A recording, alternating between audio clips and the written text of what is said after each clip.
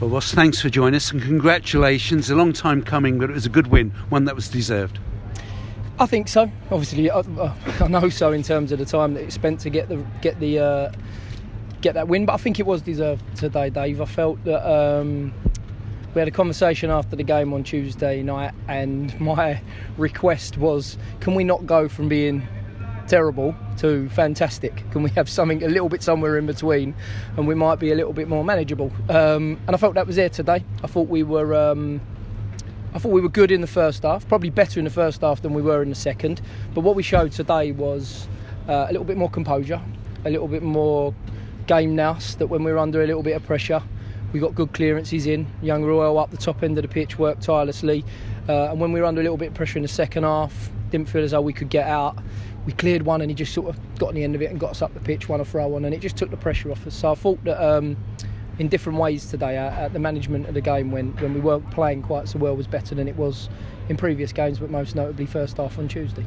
There was a debate in the press box as to whether or not it was an own goal or a Marvin Ekpiteta goal. Who are you going to give it to? You try taking it off of Marv. He's a bit bigger than all of us, isn't he? Ruel's giving him a bit of stick, but as far as I'm aware, Marv's taking it, and so he should. We take every goal that we can get at the moment, so I'll certainly be awarding it to him. No doubt about the second, and it was a good one, wasn't it, from the youngster? It was a good move in general. We knew at times today that we probably weren't going to be quite as aggressive down this side of the pitch because of the way that we were set up and the type of players that we had on the pitch. And I thought George Marsh managed the game really well in terms of the way that he helped us get up the pitch, and we worked the ball nice down that side. If it was a great cross, I think it was Josh Wright, correct me if I'm wrong. Great finish. To be honest, I didn't celebrate. I thought it had gone the other side of the goal and had wrestled on the back of the net rather than in the back of the net. And it wasn't until everyone was jumping up and down around me that I realised it had actually gone in. So all the same, it's a fantastic feeling, and I'm delighted for him because he worked his socks off. And we're beginning to see what Cisse brings to this team. Yeah, I probably medically pushed him a little bit too far today. He had ice on his quad during half time. He was stretching his hamstrings in the latter periods, and obviously when we felt as though we were almost there, it was important that we didn't risk him anymore in terms of the latter stages. But I think he gives us a calmness, he gives us a maturity on the pitch, and he really gave us a good platform to build today in terms of going on to get the result that we deserved. It was a team effort, but I thought James Brophy was outstanding. You know what, Dave? It was really interesting because we obviously analysed the team performances and we analysed the players' performances. And the home game against Grimsby, I thought James was absolutely outstanding at left back. But he gave the ball away and Grimsby scored. So then everybody goes out the ground cursing him.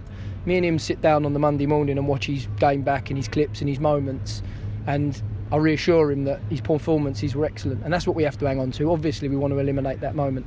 I thought he was very good again last week. I thought he was good on Tuesday. So I think he's built in that left back position.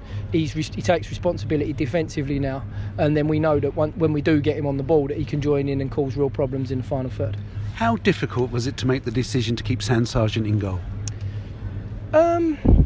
I think it's the difficulty comes because we know we've got a very good goalkeeper sitting on the bench, but it's not so difficult because of the way that Sam performs. I think on Tuesday night there was a little bit of uncertainty in the team.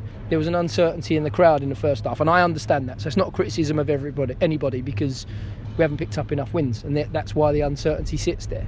And then Sarge miskicks a couple, and then everybody gets a little bit edgy. But his performances, some of the shots that he saves, I think he's showing a maturity. There's a couple today that have gone in behind and he comes out and heads it, he comes out and picks it up on the edge of his box. I'm not convinced the Sam Sargent that played however long it was before Justin came in would have been the same. So I think he's showing maturity in the way that he builds in there. So it's tough because we've got a very good number two sitting there, but at the same time Sam keeps putting in those performances. We've got nothing to worry about. You beat an informed side this afternoon on Tuesday night. You're placing a very good side in Crewe Alexandra. Yes, this team is a good team.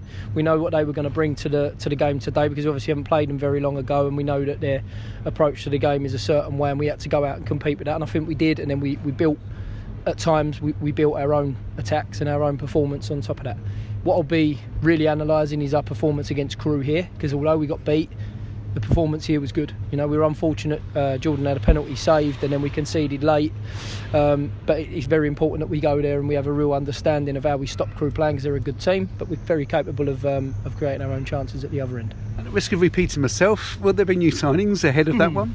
I hope so, Dave. Really, really hope so. We were very close yesterday, and the two players that we were looking at looked like it was getting very close, and then all of a sudden the breaks came on from their parent clubs. So I know that Martin's got some phone calls to make over the next couple of days, and I'm really hoping that we get them, signed and in the building. Whether or not it's in time to play by Tuesday, but I'd like to think there'll be an announcement Monday or Tuesday with regards to new players coming in.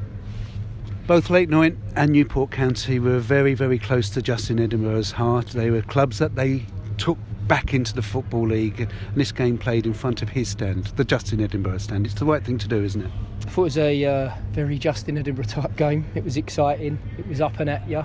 It was both teams trying to go and win the game of football. So I think that's quite fitting. I think the gesture by the club and all the clubs that obviously we've been to and celebrated his life has been amazing. But to name a stand after him, I think he's a perfect tribute to a wonderful man. What he did do is it rakes up those emotions and those feelings today. And today's been a tough day for many of us. But what we have done on the other side of it is we come out with a win that will make it feel a little bit better. He would have been proud of that performance. He'd have been proud of you, wouldn't he? I hope so. And for my own selfishness of being a head coach these days, I strive to do a lot that I can. But if he looks down on me and has a proud eye, then it'll always be a really meaningful thing. Thank you.